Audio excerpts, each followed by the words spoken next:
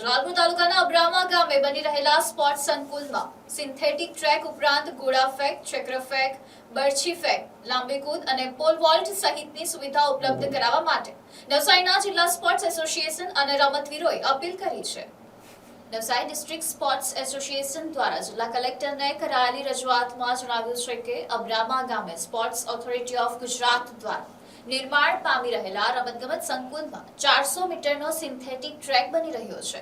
સંસ્થાએ આગ્રહ કર્યો છે કે આ ટ્રેકને પ્રમાણિત બનાવી તેમાં ગોળા ફેંક, ચક્ર ફેંક, બરછી ફેંક, લાંબી કૂદ અને પોલ વોલ્ટ સહિતની તમામ એથ્લેટિક ઇવેન્ટ્સ માટેની સુવિધા ઉપલબ્ધ કરાવવી જોઈએ. વિવિધ પ્રકારનું સુવિધાસભર સંકુલ તૈયાર થવાથી રાજ્ય અને રાષ્ટ્રીય કક્ષાની સ્પર્ધાઓ તથા ટ્રેનિંગ કેમ્પનું આયોજન સરળ બનશે, જેનાથી સ્થાનિક ખેલાડીઓને પોતાની પ્રતિભા ખીલાવવાની મોટી તક મળશે. એસોસિએશનના હોદ્દેદારોએ આ બાબતે સત્વરે યોગ્ય નિર્ણય લેવા વહીવટીતંત્રને વિનંતી કરી છે. દક્ષિણ ગુજરાતના મધ્યમાં આવેલ આ સંકુલ જો તમામ આધુનિક સુવિધાઓ સાથે તૈયાર થશે તો તે નવસારી ઉપરાંત સુરત, તાપી, વલસાડ અને ડાંગના ખેલાડીઓ માટે આશીર્વાદરૂપ સાબિત થશે.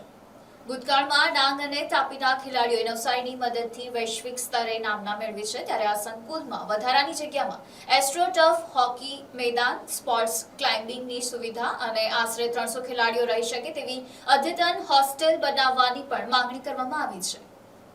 રાજ્ય સરકારના રમતગમત વિભાગ તરફથી નવસારી ખાતે અબ્રામા મુકામે નવસારી જિલ્લાનું સ્પોર્ટ્સ કોમ્પ્લેક્સ ખૂબ જ સુંદર બની રહ્યું છે, જ્યાં હાલમાં કોમ્પ્લેક્સ પૂર્ણ થવાના આરે આવેલ છે અને ઇન્ડોર મલ્ટીપર્પઝ હોલ બનીને પૂર્ણ થવાને આરે આવેલ છે અને એક 400 મીટરનો પ્રમાણિત સ્ટાન્ડર્ડ ટ્રેકનું આયોજન થનાર છે. તો એમાં તમામ પ્રકારની સુવિધાઓ હોય જેથી ખેલાડીઓને તાલીમ અને માન્ય રાષ્ટ્ર અને રાજ્ય અને આંતરરાષ્ટ્રીય કક્ષાઓના પણ એમાં આપણે આયોજન કરી શકીએ એવા પ્રમાણિત મેદાનો પણ અંદર ઉપલબ્ધ થાય એ માટે, તેમજ બીજી જે ત્યાં ફાજલ જગ્યાઓ છે ત્યાં હોકીનું એસ્ટ્રોટર્ફ મેદાન અને ખેલાડીઓને સુવિધાઓ માટે અને રહેવા માટે 300 ખેલાડી ભાઈઓ બહેનો રહી શકે એવી અદ્યતન હોસ્ટેલ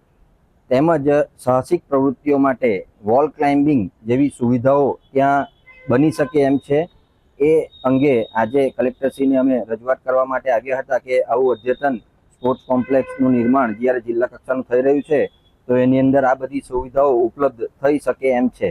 તો હાલ કામ ચાલુ છે અને એમાં એમના સહકારથી જો આ બધી સુવિધાઓ ઉપલબ્ધ થાય તો નવસારી જિલ્લા સિવાય આજુબાજુના જિલ્લાઓના ખેલાડીઓ પણ આનો લાભ લઈ શકે અને ભવિષ્યમાં આપણને કોઈ અગવડતા ન પડે એના ભાગરૂપે આજે અમે કલેક્ટરશ્રીને રજૂઆત કરવા માટે આવ્યા હતા.